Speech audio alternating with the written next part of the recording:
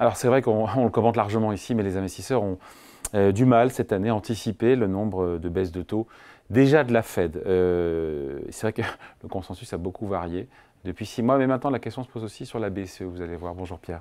Bonjour David. Pierre Sabatier, économiste, président du cabinet PrimeView.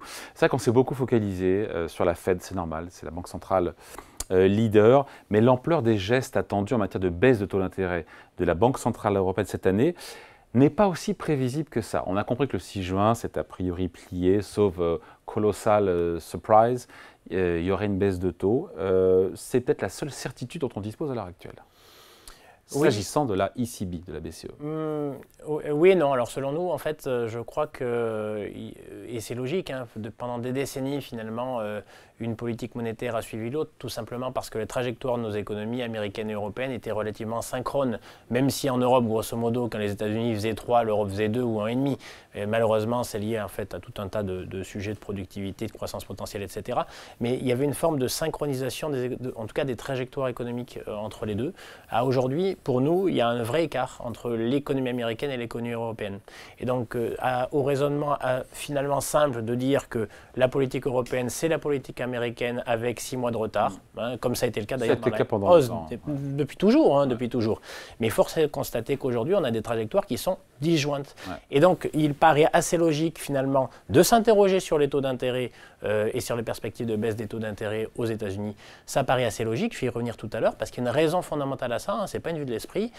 Par contre, en Europe, très clairement, la trajectoire de l'économie européenne est très orientée vers le sud, un peu partout dans les pays européens, et légitime, et rend possible, et probablement souhaitable même, une baisse des taux, donc au mois de juin, mais probablement une trajectoire qui devient progressivement baissière, avec une Banque centrale européenne qui devra devenir plus facilitatrice, et probablement beaucoup plus rapidement que mais ça, c'est la le Banque souhaitable. centrale américaine. Ça, c'est le souhaitable. Quand on écoute, encore une fois, alors vous allez me dire, c'est le président de la Banque centrale allemande, donc on prend ça avec des pincettes, mais c'est intéressant, parce que leur voix est forte, évidemment, au pays du Nord. La BCE, je le cite, ça date d'hier, n'enclenchera pas le pilotage automatique, le pilote automatique après juin, même si l'inflation revient vers sa cible de 2%. C'est-à-dire que la BCE ne baissera pas de manière automatique. À chaque réunion post celle de juin, il en restera 4 d'ici la Noël. Alors, de quoi parle-t-il? Est-ce qu'il parle des taux ou est-ce qu'il parle finalement de l'action de la Banque centrale sous forme de quantitative tightening? Vous voyez ce que je veux dire? De gestion du bilan. C'est deux choses moi, qui j'ai sont compris que c'était sur les taux. Fondamentalement différentes. Et ben, je pense qu'en fait, on aura plutôt une action sur le bilan que sur celle des taux. Je pense que les taux peuvent raisonnablement commencer en fait leur redescente. Mon prédécesseur, c'est-à-dire la personne que vous interviewez juste avant, traduit une trajectoire dans le monde de la construction qui est pour le coup, alors dans la construction, dans le neuf, on va dire que c'est sordide, hein, puisqu'on est vraiment dans un marasme qui perdure. C'est largement commenté pour qu'on ne s'y attarde pas, mais aussi en fait globalement le monde de l'immobilier en fait est en train de s'ajuster, c'est-à-dire qu'on a enclenché en fait une baisse des transactions qui a généré en fait beaucoup de difficultés, qui pourraient en fait commencer à s'incurver, mais à la condition en fait que les prix baissent. Donc on est déjà sur une trajectoire de l'économie européenne. Vous prenez les chiffres maintenant macroéconomiques allemands, la locomotive européenne est à l'arrêt depuis maintenant un certain temps, donc on n'a pas de doute sur le fait, et elle ne montre pas en fait de signe de reprise. Donc très clairement, Allemagne, il n'y a pas de. Quels sont les signes de reprise en zone euro?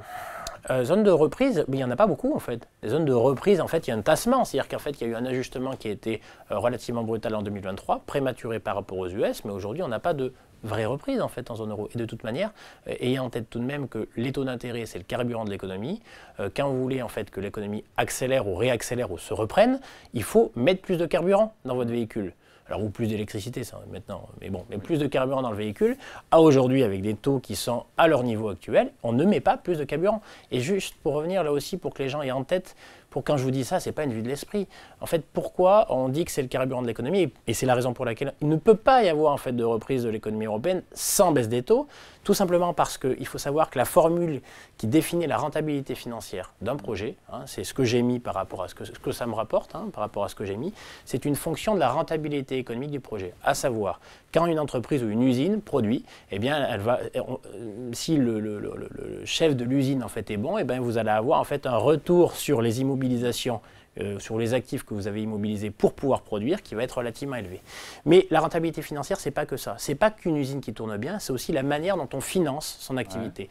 Et il faut avoir en tête que, et c'est la raison pour laquelle il faut bien que les gens aient en tête ce genre de choses, c'est qu'il y a une rentabilité financière est élevée lorsque l'écart entre la rentabilité économique d'un projet et le coût du capital est positif.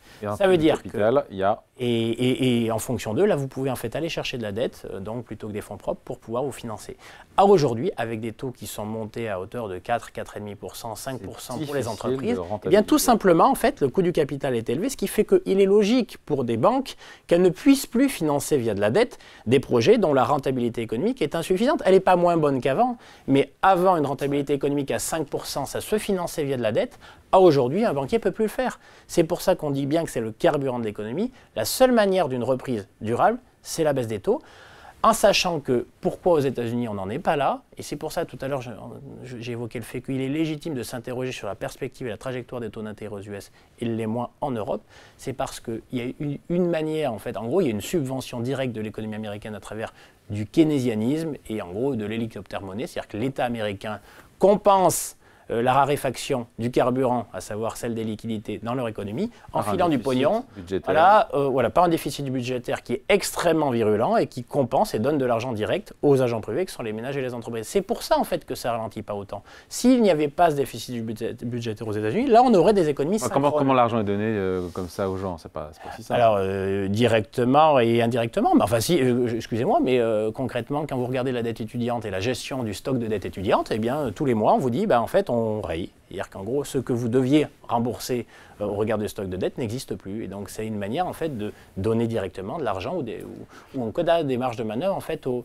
ménages américains. Et comment on donne juste de l'argent direct aux agents privés aussi américains pour faire du déficit public? C'est simple. C'est pas tellement parce que les dépenses sont trop élevées, c'est parce que les recettes fiscales ne sont pas assez élevées pour faire face à ces dépenses.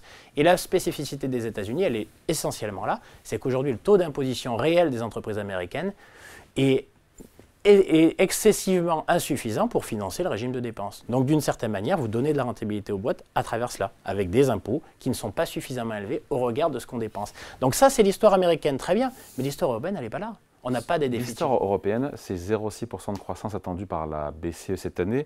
2,1% sont attendus aux États-Unis. Ça montre l'écart qui est entre les deux. Voilà. Après, si on prend au mot, encore une fois, le patron de la Banque centrale allemande, ça veut dire que les taux pourraient ne baisser que une ou deux fois cette année, taux de la BCE, alors que les marchés en attendent 3, c'est mon point. Et c'est de se dire que finalement, on risque d'en avoir moins que prévu, comme pour la Fed. Non. Même si la BCE en fait plus que la Fed. On n'y croit pas, mais après, il faut savoir qu'il y a un langage banque centrale. Et c'est logique encore plus quand on est allemand, parce que vous connaissez le biais rigoriste et conservateur classique, même s'il est beaucoup moins prégnant aujourd'hui qu'avant. C'est vrai ça. C'est logique, parce qu'une des économies qui pâtissent... Ils sont point morts depuis 2 ans. Exactement, naturellement, eux, ils ont besoin en fait qu'on réinjecte des liquidités. Eux, ils ont besoin justement pour pouvoir relancer la machine. Et donc, c'est probablement eux qui en ont le plus besoin. Après, vous savez de combien il faudrait baisser, de combien est-ce que la BCE devrait baisser ses taux pour redonner... À terme, on sera tous morts, mais à terme rapproché, pour relancer la machine économique européenne qui fait 4 fois moins, qui croît 4 fois moins vite que les Américains. Vous ne pouvez pas d'avoir inadéquation entre le niveau de taux d'intérêt et le niveau de croissance potentielle. Le niveau de croissance potentielle en Europe, il est grosso modo au maximum 1% maximum. Donc vous ajoutez une inflation structurelle autour de 1,5 à 2%. Alors là, je n'ai pas le temps de vous expliquer pourquoi on ne souscrit pas, et ça fait longtemps qu'on vous le dit, au fait qu'on soit rentré dans une nouvelle ère sur le front de l'inflation. Donc vous êtes à peu près à 2,5. Donc en réalité, le bon niveau de taux, il est loin, en fait, il est probablement 150 ou 200 points de base en deçà de niveau 2%. Actuel. Pour une politique neutre. C'est-à-dire qui n'accélère pas ni ne freine. Voilà. Ça montre le chemin. Donc 200 à 250 points de base. Alors ça ne veut pas dire que ça va être fait d'ici la fin d'année, attention. Mais c'est la croissance potentielle. Ayez en tête que le bon niveau de taux, ce n'est pas une formule mathématique qui le définit. C'est la capacité qu'ont les agents privés à supporter des niveaux de taux plus élevés ou plus faibles. À aujourd'hui, regardez les niveaux d'activité, la Banque centrale en fait, met moins à disposition qu'elle ne devrait des liquidités, du carburant à l'économie, ce qui fait qu'elle avance moins vite qu'elle ne pourrait. Et donc, le bon niveau de taux, c'est celui qui ne génère pas de pression inflationniste, ni non plus de pression déflationniste. Et 2% de baisse de taux de la BCE, on n'y est pas avant 18 mois. On verra, ça dépendra malheureusement ou heureusement en fait, des trajectoires de nos économies. Mais à ce stade, vous savez, en fait, il y a un effet de tectonique des plaques dans le monde des liquidités. À aujourd'hui, quand je vous dis que les taux d'intérêt sont élevés, que ça coûte plus cher, mais ça coûte plus cher pour celui qui en a besoin. Donc, et on en a besoin de quand, en fait, de véritables dettes? Quand on doit refinancer le stock de dettes mobilisé par le passé. Chaque jour qui passe amène un volume de plus en plus important de dettes à refinancer, de dettes à l'époque qu'on finançait à 1%, qu'il va falloir financer à 4 ou 5.